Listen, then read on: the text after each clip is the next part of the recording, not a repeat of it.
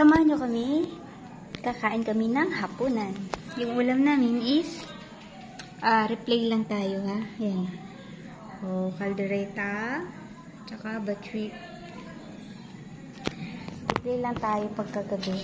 Kasi niluto natin yan sa tanghali.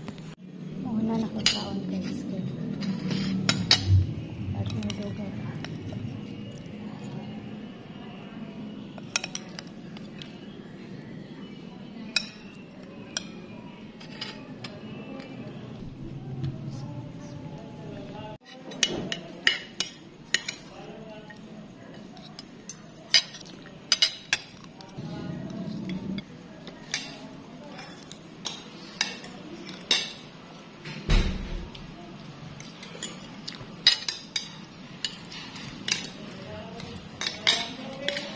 Kain bo.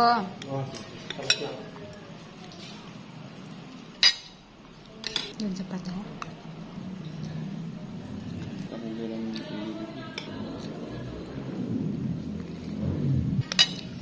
Hindi naman.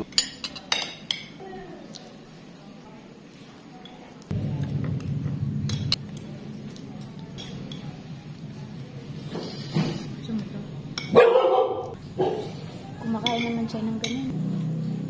Dapat pala merong paan ng manok, no? Binibilisan na nga pala namin ngayon, guys, kasi meron pa kaming putahan. And then, oras na kasi, kaya medyo binilisan ko na lang.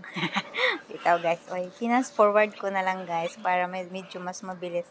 Tsaka, mabilis talaga ako kumain. Lalo na pagka gusto natin yung ulam. Yan, mabilis. Yung mga pagkain namin yan, guys, is replay lang. Pero sobrang sarap pa rin. Dati talaga hindi ako marunong magluto. At parang nahihiya ako. Kumbaga parang nahihiya ako pagka merong titikim sa pagkain. Kasi nga hindi masarap. But now, pati ako na-appreciate ko na rin yung luto ko. Kaya thank you Lord. Minsan talaga meron tayong hindi natin malalaman na talagang napag-aralan na pala natin, no? So, ang pagluluto ay mabilis lang pala, lalo na pagka matuto ka ng mag-isa or talagang porsigido ka, lalo na pag may asawa ka, kailangan mo talagang matutong magluto. Kahit ayaw mong magluto, kailangan mong matuto para may makakain kayo na masarap. Siyempre, para din mabusog yung asawa mo, 'di ba? Tingnan mo diyan, guys. Ako tapos na ako.